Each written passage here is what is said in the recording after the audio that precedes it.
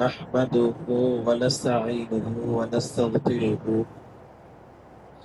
ونؤمن به ونتوكل عليه ونعوذ بالله من شرور أنفسنا ومن سيئات أعمالنا من يهده الله فلا مضل له ومن يضلله فلا هادي له ونشهد أن لا إله إلا الله وحده لا شريك له ونشهد أن سيدنا ونبينا ومولانا محمدا عبده ورسوله أرسله بالحق بشيرا ونذيرا أما بعد فقد قال الله تبارك وتعالى في القرآن العظيم والفرقان المجيد أعوذ بالله من الشيطان الرجيم بسم الله الرحمن الرحيم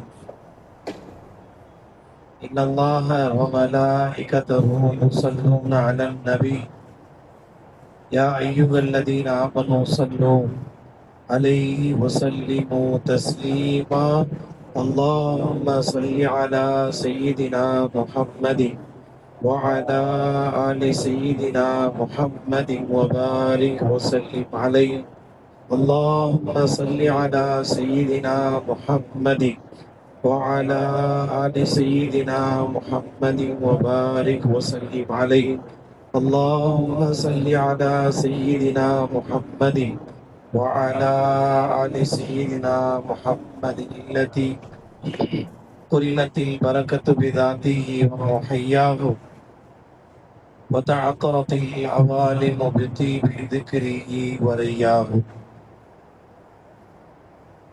அல்லாஹ்வே படைப்புகளில் மனித படைப்பை குலிக்கல் இன்சானு தஈஃபா பலவீனராய் படைத்திருப்பதாய் அல்லாஹ் குர்ஆனில் அறிவிப்பு செய்கிறான். ஆகச் சிறந்த படைப்பான மனித படைப்பை பலவீனராய் ஏன் படைக்க வேண்டும் என்கிற கேள்வி எல்லோருக்கும் எழலாம். அதற்கு குர்ஆனுடைய விதிமுறையாளர்கள், ஹதீஸ் கலா வல்லுநர்கள் மனிதர்களிடம் அல்லாஹ் எதிர்பார்த்து தன்னுடைய பலவீனத்தை சமர்ப்பித்து தன்னுடைய வேண்டுதலை முன்வைத்து அவனிடம் கேட்டு பெற வேண்டும் என்பது அல்லாஹ்வின் விருப்பம்.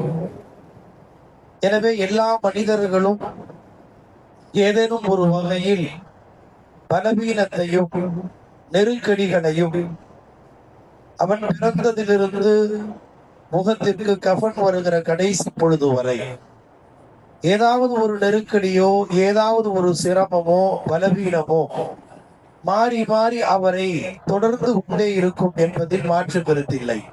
இது மனித வாழ்க்கையினுடைய இயல்பு. ஒரு குறிப்பிட்ட காலம் வரைதான் இந்த சிரமங்கள் இருக்கும், அதன் பிறகு அப்படின்னு கிடையாது. இந்த உலகத்தில் ஒவ்வொரு மனிதரின் வாழ்க்கையிலேயும் மரண தருவாயினுடைய கடைசி பொழுது வரை மாறி மாறி இந்த சிரமங்களும் நெருக்கடிகளும் பலவீனத்தை சந்திப்பது என்பது அல்லாஹ்வினால் நிர்ணயிக்கப்பட்ட ஒன்று. நாம் கவனிக்க வேண்டிய விஷயம், பலவீனத்தை ஏற்படுத்தி அடுத்த வினாடி நாம் என்ன செய்ய வேண்டும்? அல்லாஹ் நமக்கு நெருக்கடிகளை தருகிற போது நாம் என்ன செய்ய வேண்டும்? நம்முடைய நெருக்கடிகளை தர வேண்டிய அவசியம் ஏன் ஏற்படுகிறது? அல்லாஹு ஜல்லஷானஹு தஆலாவுக்கு மிக பிரியமானவர்கள் என்ற பட்டியலில் முதன்மையானவர்கள் நபிமார்கள். அதிலும் குறிப்பான ஆகச் சிறந்த அருமைநாயகம் முஹம்மது ரசூலுல்லாஹ் ஸல்லல்லாஹு அலைஹி வஸல்லம் அவர்கள். ஸல்லல்லாஹு அலைஹி வஸல்லம் உடைய வாழ்க்கையின் நெருக்கடிகளை பொருத்தி பார்த்தால் அல்லாஹ்வுக்கு ஆக பிரியமான அடியாராகிய ஸல்லல்லாஹு அலைஹி வஸல்லம் அவர்களை இவ்வளவு கஷ்டத்திற்கு உள்ளாக்க வேண்டிய அவசியம் ஏன்? தாயிப்பில் பட்ட கஷ்டங்களிலே இருந்து, மக்காவில் பட்ட சிரமங்கள்ல இருந்து உஹது போரில் ஏற்பட்ட சிரமங்கள்ல இருந்து ஒவ்வொன்றையும் கணக்கிட்டு பார்த்தால் இப்படி ஒரு கஷ்டத்தை தன்னுடைய பிரியத்திலும் பிரியமான முஹம்மது ரசூலுல்லாஹி ஸல்லல்லாஹு அலைஹி வஸல்லத்திற்கு ஏன் தர வேண்டும் என்ற ஒரு கேள்வி எழுப்பி அதற்கு விடை காணுவதற்கு முன்பாய் அந்த சமயங்களில் ஸல்லல்லாஹு அலைஹி வஸல்லம் தன் ரப்பிடத்தில் எவ்வாறு நடந்து கொண்டார்கள், எதை வேண்டினார்கள், எவ்வாறு தன்னை அணுகினார்கள் என்பதை கவனிக்க வேண்டும். முதலில் நம்முடைய நிலையையும் அல்லாஹ்வின் நிலையையும் முதல்ல நாம புரியணும். நாம் அடிமைகள். அப்து என்ற வார்த்தையை வெறும் வார்த்தை அளவில் சொல்லுவதல்ல, அதனுடைய உணர்வுகள் நமக்குள் வர வேண்டும். இது அல்லாஹ்வுடைய எதிர்பார்ப்பு. அடிமை என்று சொன்ன அந்த வார்த்தை அதன் பொருள் இன்னும் புரியவில்லை. நீ யாருடைய அடிமைங்கிற நம்ம அல்லாஹ்வுடைய அடிமை, ஸ்லேவ் ஆஃப் அல்லாஹ் ரொம்ப ஈஸியா சொல்லிடுறோம். அதனுடைய கருத்து என்ன என்பதை இன்னும் நாம் முழுமையாய் புரிந்த பாடில்லை. ஸல்லல்லாஹு அலைஹி வஸல்லம் காலத்திய மக்களுக்கு அடிமைனா என்னன்னு ஓரளவுக்கு புரிந்திருப்பதற்கு வாய்ப்புகள் அதிகம். ஏனென்றால் அடிமைனா என்னங்கிறத அவங்க கண் கூட பார்த்தாங்க. அன்றைய காலத்தில் ஆடுகளை, மாடுகளை, ஒட்டகங்களை, கால்நடைகளை விலை பேசி அந்த சந்தைகளை விற்பனை செய்வதை போல மனிதர்களும் விற்பனை செய்யப்பட்டார்கள். மனித சந்தை ஒன்று இருந்தது, அடிமை சந்தை என்று பெயர். இங்க இந்த ஆடு எவ்வளவு, இந்த ஆடு 10,000 ரூபாய், இது எவ்வளவு, இது 15,000, இது என்ன, இதுக்கு என்ன வித்தியாசம், இது ஏன ஆடு, இது 2 வருஷம் குட்டியது, இந்த ஆட்டுக்கு என்ன அப்படின்னு ரேட்டு போட்டு விற்கிறோம் பாருங்க. ஆடுகளை குர்பானி நேரங்களில் விற்பனை செய்யப்படுவதை போல, கால்நடைகளை விற்பனை செய்யப்படுவதை போல மனிதர்களையும் விற்பனை செய்யப்பட்ட காலம் இருந்தது ரசூலின் காலத்தில். அதற்கு முந்தைய காலங்களில் யூசுப் அலைஹிஸ்ஸலாத்து வஸலாம் அவர்கள் எல்லாம் அவ்வாறு அடிமையாய் விற்கப்பட்ட செய்தியை குர்ஆன் சொல்கிறது. எண்ணப்பட்ட மிக சொற்பமான திருகத்துக்கு விலை பேசி விற்கப்பட்டாங்க. குர்ஆன் சொல்லக்கூடிய செய்தி. இப்படி விலை பேசி விற்பனை செய்யப்படுவார்கள் அல்லவா? விலை பேசி விற்பனை செய்யப்பட்ட பிறகு அவருக்குன்னு சொந்த உரிமை ஒன்றும் இருக்காது. அவங்க அந்த காலத்தின் நடைமுறை. இதை இன்னும் கொஞ்சம் விரிவா புரியறதா இருந்தா ஒரு நிகழ்வையும் நாம் நினைவுபடுத்துகிறோம். ஹசன் பஸரி ரலியல்லாஹு அன்ஹு அவருடைய காலம். அவங்க காலத்துல ஒருத்தர் விலை பேசி ஒரு நபரை விலைக்கு வாங்கி வருகிறார்கள். விலைக்கு வாங்கி வருகிற போது போகிற வழியில, சரி நம்ம வீட்டுக்கு வர போறாரு ஆளு, அவர் என்ன சாப்பிடுவாரு, எங்க தங்குவாரு, என்ன வேலை செய்வார்னு தெரிஞ்சுக்கலாமே, அவருடைய கெப்பாசிட்டி என்ன, அவருடைய தகுதி என்னன்னு தெரிஞ்சுக்கிட்டு அதுக்கு அந்த மாதிரி அவருக்கு வேலை வாங்கிக்கலாம் என்று எல்லையில கேட்கிறார்கள். தம்பி உன் பேர் என்ன அப்படின்னு கேட்டாங்க. உன் பேர் என்ன அப்படின்னு அவர் திரும்ப பதில் சொன்னார், எஜமானே நான் உங்கள்ட்ட விலை பேசி விற்பனை செய்யப்பட்டேன், நீங்க என்ன பேரு சொல்லி கூப்பிடுறீங்களோ அதான் என் பேரு அப்படின்னு. 2வது கேள்வி கேட்கிறாங்க, சரி நீ என்ன சாப்பிடுவ, நீ வளர்ந்த ஏரியாவுல ஏதாவது சாப்பாடு கலாச்சார வித்தியாசம் நீ என்ன சாப்பிடுவ? எஜமானே நான் உங்களுடைய அடிமை, நீங்க என்ன சாப்பிட கொடுக்குறீங்களோ அதான் என் சாப்பாடு அப்படின்றாரு. 2வது கேள்விக்கு இப்படி பதில். 3வது ஒரு கேள்வி கேட்கிறாங்க, சரி நீ என்ன வேலைதான் செய்ய தம்பி அப்படின்னு கேட்டாங்க. என்ன வேலை செய்வாங்க? எஜமானரை விலை பேசி மார்க்கெட்ல வித்து என்ன வாங்கிட்டு வந்துட்டீங்க, நீங்க என்ன வேலை சொல்றீங்களோ அதை செய்வேன், நாங்க இதுதான் செய்வேன் இதுதான் செய்ய மாட்டேன்னு சொல்றதுக்கு எனக்கு எந்த ரைட்ஸும் இல்லை. இப்போ ஒரு வீட்டுல ஒருவர் துணி துவைப்பதற்காக ஒரு பணியாளரை சேர்த்துக்கிறோம்னு வச்சுக்கோங்க, அவர்கிட்ட அந்த வேலை தான் வாங்க முடியும். ஒருவரை கடையில் பணியாளராக நான் அப்படியே வச்சு நீ இந்த செக்ஷனுக்கு நீ பொறுப்பு, அவரை போய் டீ வாங்கிட்டு எனக்கு இதுதான் பொறுப்பு அப்படின்னு ரைட்ஸ் பேசுவாங்க இல்லையா? சமயங்களில் பேசுவார்கள் அல்லவா, எனக்கு இதுக்கெல்லாம் எனக்கு வேலை சம்பளம் கொடுக்கல அப்படின்னு சமயங்களில் பணியாளர் உரிமை என்று பேசுவாங்க அல்லவா?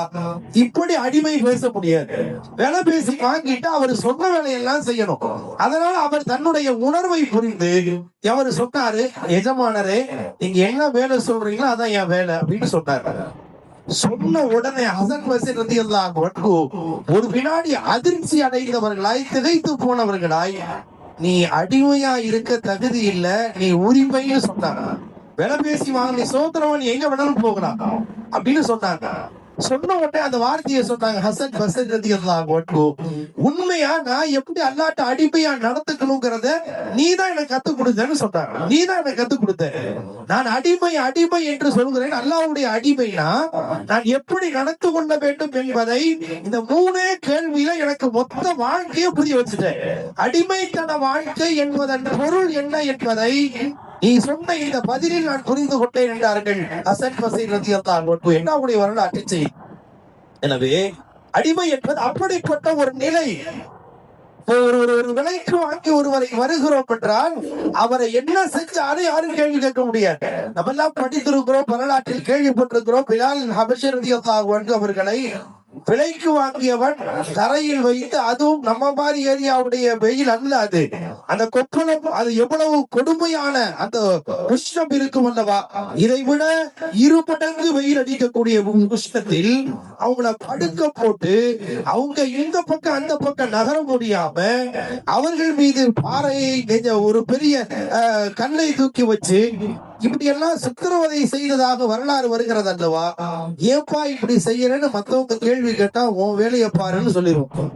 ஏன் என்னுடைய அடிமை, நான் விலைக்கு வாங்கினவன், நான் என்ன வேணாலும் செய்வேன். அப்ப அந்த மாதிரி உரிமை கொடுக்கப்பட்ட இந்த நிலையில் தான் அடிமைத்தனம் என்பதன் பொருளை அன்றைய மக்கள் புரிந்திருந்தார்கள். நாம் அந்த மாதிரி சிச்சுவேஷனையோ அது போன்ற கலாச்சாரங்களையோ நாம் கேள்விப்படவோ அதை பற்றி நாம் புரிந்து கொள்வதற்கு வாய்ப்பில்லை. அதனால் நாம் அடிமை என்றால் என்னவென்றே புரியாமல் யாருடைய அடிமையில நம்ம அல்லாஹ்வுடைய அடிமைன்னு சொல்லிட்டு இருக்கிறோம். எனக்கென்று சுயமாக நாம் இஷ்டப்படி எல்லாம் செயல்படலாம் என்பதல்ல, அவன் இஷ்டப்படி செயல்பட வேண்டும் என்பதுதான் ஒரு அடிமைக்கான அழகு. அது சில விஷயங்களை நாம் முன்வைக்கலாம்.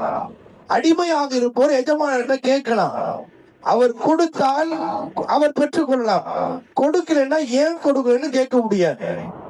இப்போது நாம் விஷயத்தை உள்வாங்க வேண்டி இருக்கிறது. நாம் சில விஷயங்களை அல்லாஹ்வின் சமூகத்தில் முன்வைக்கிறோம். ஹசன் பெருந்தகை அடிக்கடி சொல்வார்கள், சில விஷயங்களை நாம் துஆவாக அல்லாஹ்வின் சமூகத்தில் சப்மிட் பண்றோம், கேட்கிறோம். கேட்டதெல்லாம் கிடைக்கிறதா என்றால் இல்லை. ஏன் கொடுக்கலன்னு கேட்கக்கூடிய உரிமை நமக்கு இல்லை. அதாவது ஒரு ரோடு இருக்கிறது, ஒரு ரோட்ல 2 பார்ட்டா பிரிச்சு ஒரு பகுதி போற ரோடு, இன்னொரு பகுதி இருக்கு அது வர்ற ரோடு, 2 பிரிச்சிருக்கிறாங்க. இந்த போற ரோட்ல போயிட்டே இருக்கணும். ரிட்டர்ன் அந்த ஏதாவது கொஞ்சம் கிராஸ் ஆகி வருகிற ரோட்ல போய் நின்றோம்னா ஆக்சிடென்ட் தான் ஆகும். இந்த உதாரணம் போல் கேட்பது என்பது நம்ம போற ரோடு, கொடுப்பது என்பது வர்ற ரோடு. கிடைத்தால் அவன் கொடுத்ததை நினைத்து மகிழ்ச்சி அடைய வேண்டும். கிடைக்கவில்லை என்றால் அதில் ஏதோ ஒரு நலவை வைத்திருக்கிறான் என்று பொருந்திக் கொள்ள வேண்டும். இதுதான் ஒரு அடிமைக்கான அழகை ஒழிய அதை விடுத்துவிட்டு ஏன் கொடுக்கவில்லை என்று கேட்கிற நிலையில் உரிமையில் உலகத்தில் எந்த அடிமையும் இல்லை. உலகத்தில் எந்த அடிமையும் இல்லை. ரசூலுல்லாஹி ஸல்லல்லாஹு அலைஹி வஸல்லம் அவர்களுடைய வாழ்வியல் வரலாற்றை அவர்கள் கேட்டிருக்கிற துஆக்களை சற்று ஆழமாய் கவனித்து பார்த்தால் அது புரியும். யதார்த்த வாழ்க்கையில் நம்ம எப்படி பழகிட்டோம்னா எல்லா அமல்களுமே சடங்கா போயிடுச்சு, ஒரு சம்பிரதாயமாகவே பழகி போய்விட்டதால் அதனுடைய ஆத்மார்த்தமான புரிதல் நம்மிடத்தில் இல்லாமலே போய்விட்டது. மிகப்பெரிய பேராபத்து. எல்லாம் தரம் குறைஞ்சிருச்சு. அடிக்கடி சொல்லுவாங்க, உணவு தரம் குறைஞ்சிருச்சு, உடை தரம் குறைஞ்சிருச்சு, செருப்புல தரம் குறைஞ்சிருச்சு, வீடுகள் தரம் குறைந்து விட்டன அப்படின்னு பேசுறோம் பாருங்க. அதுல இப்ப இபாதத்தும் தரம் குறைந்து விட்டது, மறுக்கவே முடியாது. எந்த இபாதத்தையும் நாம் நேர்த்தியாக செய்தோம் என்று சொல்லுவதற்கோ அடையாளம் காண்பதற்கோ வழியே இல்லாத ஒரு சூழல் உருவாகி வருகிறது. அது நோன்போ, அது சக்காத்தோ, ஹஜ்ஜோ, அது தொழுகையோ, இன்ன பிற துஆவோ எதுவாக இருந்தாலும் உழுது முடிச்ச உடனே கையை தூக்கணும், ஏதாவது 2 ஆமீன் சொல்லணும், போயிடும். என்ன கேட்டோன்னு கேட்டவர்களுக்கே புரிவதில்லை. உருதுல சொல்லுவாங்க, துஆ மாங்குனா அப்படின்னு ஒண்ணு இருக்கு, துஆ கேட்கறது, துஆ படுனான்னு ஒண்ணு இருக்கு, துஆ ஓதுறது. துஆ ஓதி பழகி இருக்கிறோமே தவிர துஆ கேட்டு பழகல, துஆ கேட்டு பழகவில்லை. யதார்த்த வாழ்க்கையில் நாம் துஆ செய்கிற போது கேட்கும் போது கையை தூக்கணும், ஆமீன் ஆமீன் ஆமீன் சொல்லணும், அவ்வளவுதான். யாரிடம் கேட்கிறோம்? எப்படிப்பட்ட ரப்பு அவன்? யாருடைய அவனுடைய அந்தஸ்து என்ன? அவனுடைய அந்தஸ்தை புரிந்து நாம் ஒரு பாவப்பட்ட அடிமை என்ற உணர்வோடு கேட்டோமா என்றால் அது விஷயத்தில் கவனக்குறைவாகவே நம்முடைய காலங்களில் நம்முடைய துஆக்கள் கழிந்து கொண்டிருக்கிறது. அல்லாஹ் காப்பாற்றுவானாக. நபிநாயகம் முஹம்மது ரசூலுல்லாஹ் ஸல்லல்லாஹு அலைஹி வஸல்லம் இதை மிகவும் எச்சரிக்கை செய்கிறார்கள். நாம் பல சமயங்களில் நாம் கேட்கிற துஆ கபூலாகவில்லை, என்னத்தை கேட்டு என்ன கிடைக்கல அப்படின்னு சமயங்கள் நினைக்கிறோம் அல்லவா? நான் முதல் சப்ப நின்று தொழுதேன், தஹஜ்ஜத்தெல்லாம் தொழுதேன், இப்படி எல்லாம் கேட்டு ஜமாத்தெல்லாம் கரண்டா போய் தொழுதேன், இப்படி கேட்டு கூட எனக்கு கிடைக்கல என்று அல்லாஹ்வின் மீதை குறைபட்டுக் கொள்ளக்கூடிய அடியார்கள் நிறைந்து போகிற சூழல் இது. ஒன்றை புரிந்து கொள்ள வேண்டும். நாம் கேட்கிற துஆவை முறைப்படியாகத்தான் கேட்டோமா என்பதில் நமக்கு நாமே ஒரு உறுதியை ஏற்படுத்திக் கொள்ள வேண்டும். அல்லாஹ்வுடைய சமூகத்தில் துஆ கபூலாக வேண்டும் என்றால் உதுல்லாஹ வஅன்தும் மூகினூன பில் இஜாபா, நான் கேட்டுட்டு வெளியில வரும்போது எப்படியும் என் ரப்பு கொடுப்பான் என்கிற உறுதி நமக்குள் வர வேண்டும். ஒரு நிகழ்வு ஒன்றை சொல்வார்கள். எல்லோரும் மழை பொழிவுக்காக துஆவுக்காக வந்தார்களாம். மழை தொழுகைக்காக ஸலாத்துல் இஸ்திஸ்கா, மழை தொழுகைக்கு எல்லோரும் வந்தார்கள். வந்தவர்கள் அத்தனை பேரும் கேட்கிறத கேட்போம், இப்ப அடிக்கிற வெயில்ல எப்படி மழை பொழியுமோ என்ற எண்ணத்தில் வந்தார்கள். ஒரே ஒரு ஆணு மட்டும் கொடையை கொண்டு வந்தார். எப்படியும் நாம் தொழுதால் மழை பொழியும், வரும்போது நனைஞ்சிருவோம், அதனால கொடை.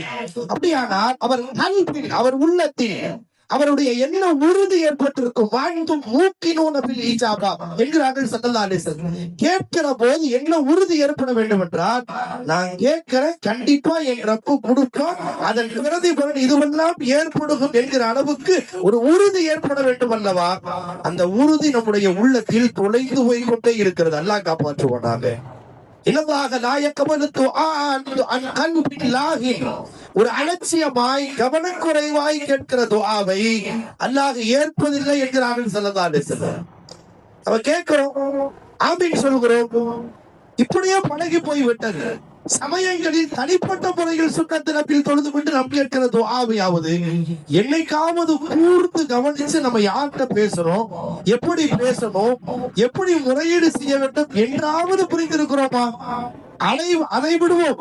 அன்றாட தொழுகையில் நாம் ஒவ்வொரு தொழுகையிலும் அத்தஹியாத் ஓதும் போது அல்லாஹ் மக்ஃபிர்லி வலிவாலிதைய வலி உஸ்தாதி, யா அல்லாஹ் என்ன மன்னிச்சிரு, என் பெற்றோரை மன்னிச்சிரு, என்னுடைய உஸ்தாதை மன்னிச்சிரு, வலி ஜமீஇல் முஃமினீன வல் முஃமினாத், எல்லா முஃமின்களையும் மன்னிச்சிரு, அல் அஹ்யாய் மின்கும் வல் அம்வாத், ஹயாத்தா இருக்கிற மூத்தா போற எல்லாத்தையும் மன்னிச்சிரு என்றாவது ஒரு நாளாவது இதை கேட்கிற போது எங்க அத்தா அம்மாவுக்கு, என்னுடைய உஸ்தாதுக்கு, உலகத்திற்கு எல்லாருக்கும் நான் கேட்கிறேங்கிற உணர்வோடு அந்த துஆவை ஓதி இருக்கிறோம்.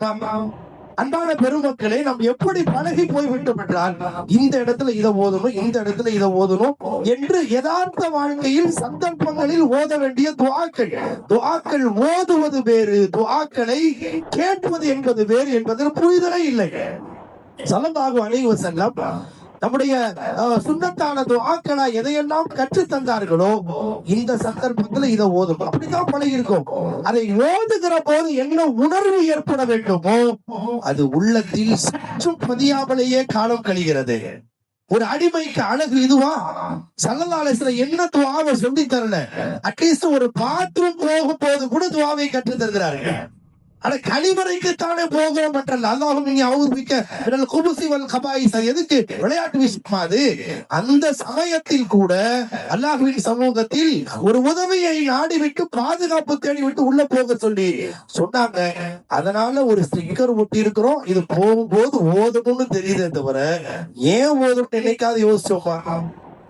இதை விட இன்னும் ஒரு படி மேல் கொஞ்சம் கூச்சப்பட வேண்டிய விஷயம் இருந்தாலும் ஸல்லல்லாஹு அலைஹி வஸல்லம் இந்த உம்மத்திற்கு கற்றுத் தந்த ஒரு துஆ, இல்லற வாழ்க்கையினுடைய தாம்பத்தியத்தின் போது கூட அந்த சமயத்தில் ஒவ்வொருவருடைய சிந்தனைகள் வேறு மாதிரியாக இருக்கலாம். அந்த சந்தர்ப்பத்தில் கூட ஸல்லல்லாஹு அலைஹி வஸல்லம் ஒரு துஆவை கற்றுத் தருகிறார்கள். அல்லாஹும்ம ஜன்னிப்னா ஷைத்தான் வ ஜன்னிப் ஷைத்தான பீமா ரஸக்தனா, யா அல்லாஹ் எங்கள் இருவருக்கும் ஷைத்தானிடமிருந்து பாதுகாப்பு. எங்களுக்கு எந்த ரிசுக்கை குழந்தையாக தர இருக்கிறாயோ அந்த குழந்தையும் சைத்தானிடமிருந்து பாதுகாப்பைத்தா இப்படின்னு ஒருத்தர் ஓதி, அந்த சமயத்தில் அந்த தாம்பத்தியத்தின் மூலம் ஒருவேளை அவருக்கு குழந்தை நிர்ணயம் செய்யப்பட்டிருந்தால் இவர் ஓதிய துஆவின் பரக்கத்தினால் அவருக்கு பிறக்கிற குழந்தைக்கு ஷைத்தானுடைய தீண்டுதலை இருந்து பாதுகாப்பு கிடைக்கும் என்று சொன்னது யார்? முஹம்மது ரசூலுல்லாஹ் ஸல்லல்லாஹு அலைஹி வஸல்லம். அன்பான பெருமக்களே, இதெல்லாம் விளையாட்டு விஷயமா? இதெல்லாம் சடங்கா? இந்த நேரத்தில் இது ஓதணும், இந்த நேரத்தில் இது ஓதணும். இது ஓதுவதா அல்லது உணர்வதா என்ற கேள்வியை நமக்கு நாமே கேள்வி கேட்டு அதற்கு பதிலை தேட வேண்டிய ஒரு சூழலில் நாம் இருக்கிறோம். சடங்காகவே எவ்வளவு காலம் தான் கழித்துக் கொண்டிருப்போம். கேட்கிற துஆவின் போது ஸல்லல்லாஹு அலைஹி வஸல்லமுடைய உணர்வு எப்படி இருந்தது, அவர்கள் வாயிலிருந்து வரக்கூடிய அந்த வார்த்தை எவ்வளவு ஆழப்பட்ட வார்த்தையாக இருந்தது என்பதை புரிய வேண்டுமானால் ஸல்லல்லாஹு அலைஹி வஸல்லமுடைய தாயிப்பின் ஒரு துஆவை மட்டும் நம்முடைய வாழ்க்கையிலே புரிந்து கொண்டால் போதுமானது. ஸல்லல்லாஹு அலைஹி வஸல்லம் தாயிப்பில் பட்ட சிரமங்கள் கொஞ்சம் நஞ்சம் அல்ல. எத்தனையோ பாடல்களில் கவிஞர்கள் அதை பற்றி விரிவாக பேசி கண்கலங்க வைக்கிறார்களே.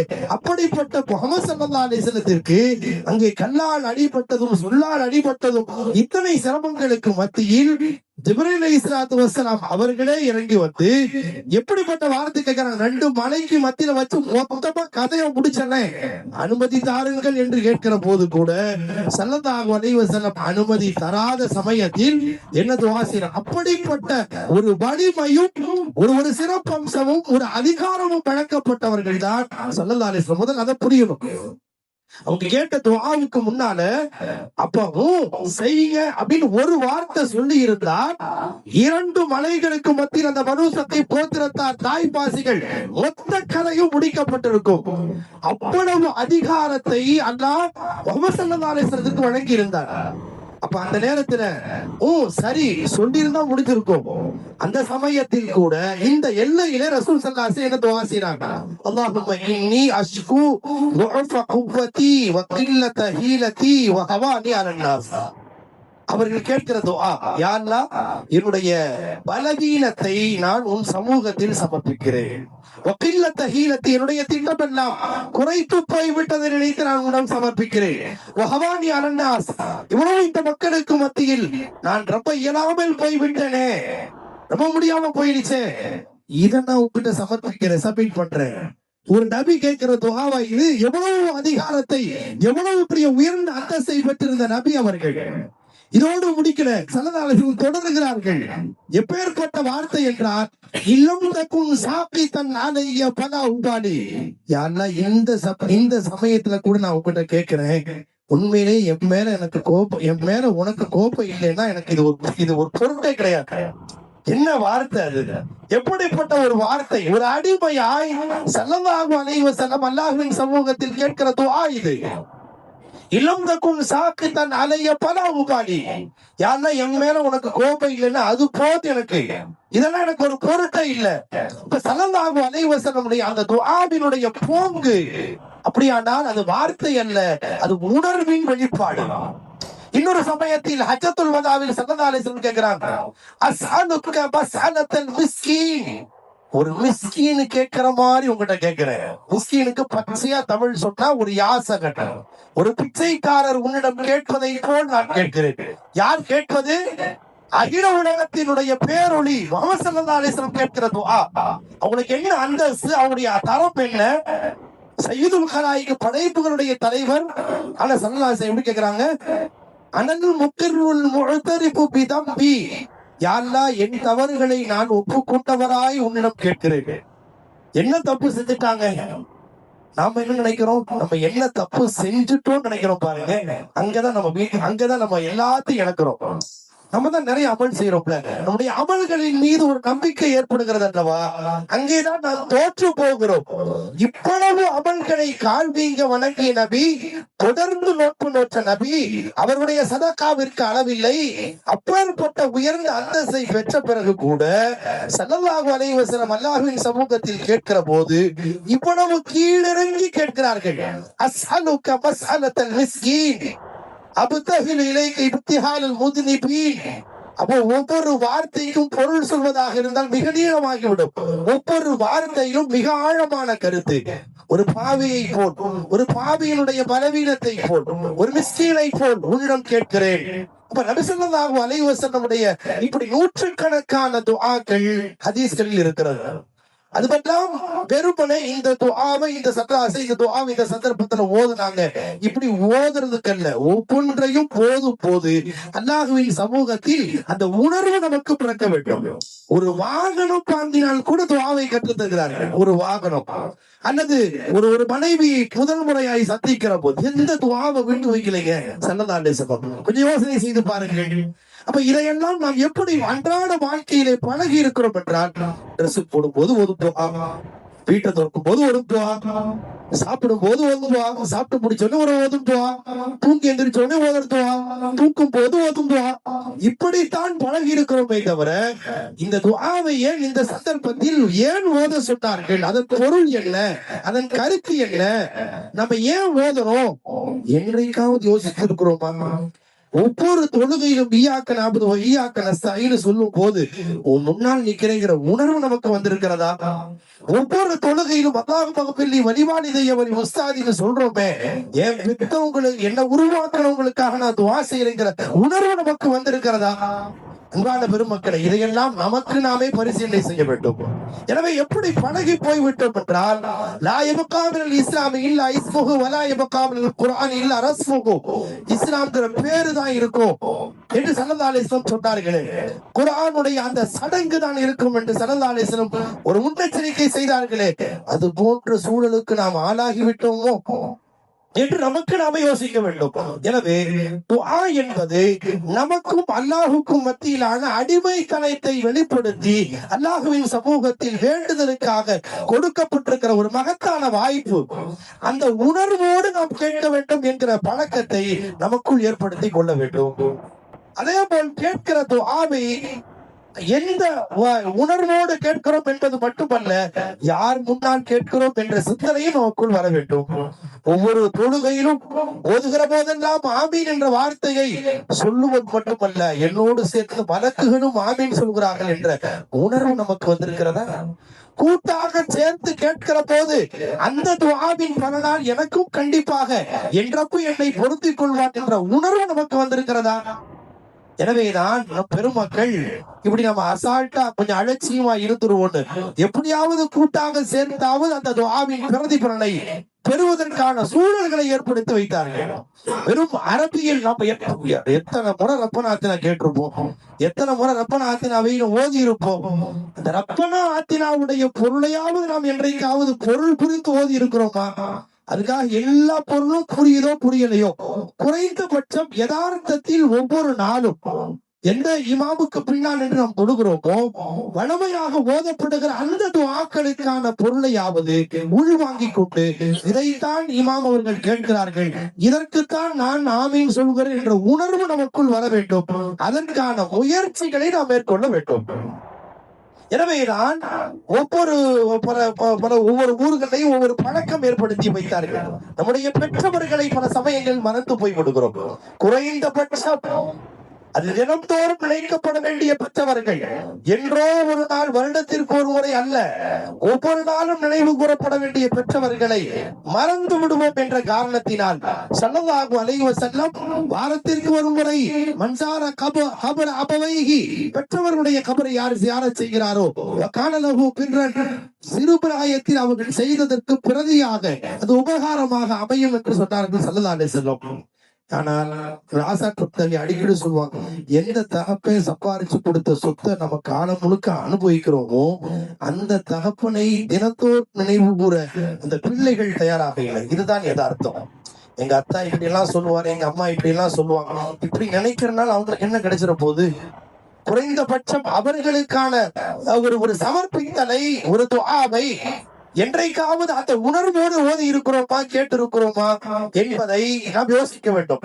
எனவேதான் பல ஊர்களில் ஜும்ஆக்களிலாவது அந்த பின் சுன்னத்தின் போது ஒரு ஈசான் சவாபை செய்து பெரியவர்களை, முன்னோர்களை, நம்முடைய மூதாதையர்களுக்கு துஆ செய்யக்கூடிய வழமையை ஏற்படுத்தியதெல்லாம் அந்த அடிப்படையில் தான். அப்படியாவது பெற்றவர்களுக்கான துஆவை இவர்கள் மறந்திருந்தாலும் எப்படியாவது கேட்க வைத்தாவது நன்மையை சேர்ப்பித்து ஆமீன் சொல்லும் போது ஒரு வாய்ப்பு கிடைக்கட்டுமே, ஒரு நன்றியை சவாபை கொண்டு போய் சேர்க்க வேண்டும் என்பதற்காக. மன்மையித்து பில் கபர் கல் கரீக்கில் முத்தகப்பிசி ينتظر دعوة تلحقه من أبي وأم أو صديق أو أخيه. ஸல்லல்லாஹு அலைஹி வஸல்லம் சொல்கிறார்கள், குறிப்பாய் நம்முடைய பகுதியை யோசிச்சு பாருங்க. கபரை கடந்து வருகிறோம், போகிறோம். அந்த நம்முடைய முன்னவர்கள், நம்முடைய பெற்றோர்களாக இருக்கலாம், உறவுகளாய், உடன்பிறப்புகளாய் இருக்கலாம். அடடா, இன்னைக்கு ஜும்மாவுக்கு என் தப்பி வந்திருக்காரு, ஜும்மாவுக்கு என் பையன் வந்திருக்கானே, ஜும்மாவுக்கு என் அண்ணன் வந்திருக்காரு. இப்படி ஒவ்வொருவரும் அவரவருடைய தரப்பில இருந்து அவர்கள் எதிர்பார்க்கிறார்கள் என்றார்கள் ஸல்லல்லாஹு அலைஹி வஸல்லம். ஒரு கல் கரீக்கில் முத்தகப்பிஸ் எந்த அளவுக்கு என்றால் கடலில் மூழ்கி போய் காப்பாத்துங்கன்னு சொல்ற மாதிரி எதிர்பார்க்கிறார்கள். போகிற வரியில் ஒரு குழுவதாவையாவது ஓதலாம் அல்லவா? ஓதுவதால் நம்முடைய உடல் எனர்ஜி குறைந்து விடுமா? அல்லது போகும் போது ஓதுவதால் நமக்கு வேற ஏதாவது டைம் ஏதாவது வேஸ்ட் ஆயிடுமா? ஒன்றும் இல்லை. போகிறோம், வருகிறோம், ஒரு குழுவத்தாவை சமர்ப்பிப்பது என்ன குறைந்து விட போகிறது? ஆனால் யதார்த்த வாழ்க்கையில் அந்த சிந்தனையே வருவதில்லை. எப்போதாவது வரும்போது யோசனை வரும்.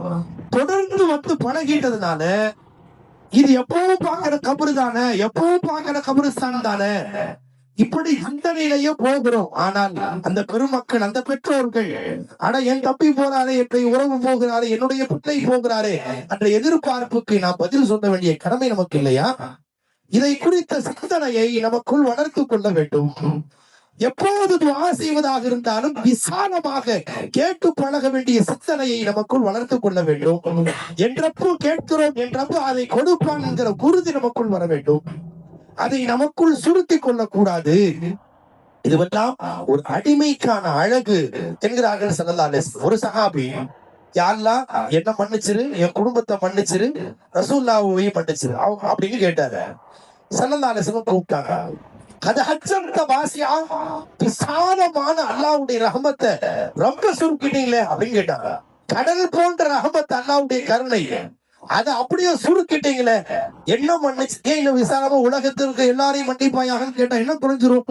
அது ஹச்சர்த்த வாசியா புகாரியின் அறிவிப்பு. விசாலமான கடல் போன்ற அல்லாஹ்வுடைய கருணையை, ரஹமத்தை ரொம்ப ஷார்ட் பண்ணிட்டீங்களே, சுருக்கிட்டீங்களே நாங்க ஸல்லல்லாஹு அலைஹி வஸல்லம். எங்கோ பலஸ்தீனத்தில் யாரோ பாதிக்கப்படுகிறார், ஈரானில் யாரோ ஒரு பாதிக்கப்படுகிறார்.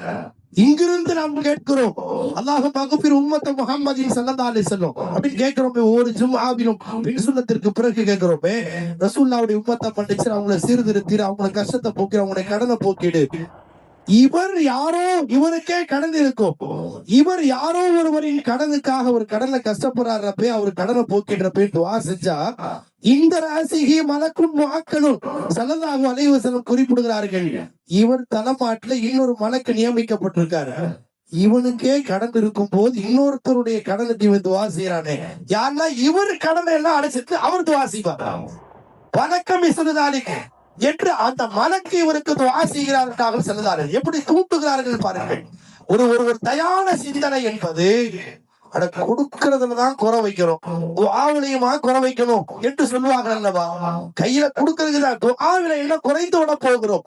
ஆக விசாலமாய் கேட்டு பழக வேண்டும் என்கிற மனோநிலையை நபிநாயகம் முஹம்மது ரசூலுல்லாஹ் ஸல்லல்லாஹு அலைஹி வஸல்லம் நமக்கு கற்றுத் தருகிறார்கள். எனவே துஆ என்பது நமக்கும் அல்லாஹ்வுக்கும் மத்தியிலான அடிமைத்தனத்தை வெளிப்படுத்தி அல்லாஹ்வின் சமூகத்தில் சப்மிட் செய்யக்கூடிய அந்த துஆவின் பலனாய் நமக்கும் அல்லாஹுக்கும் மத்தியில் ஒரு பேரன்புக்கான பாலம் வெளிப்படுகிறது.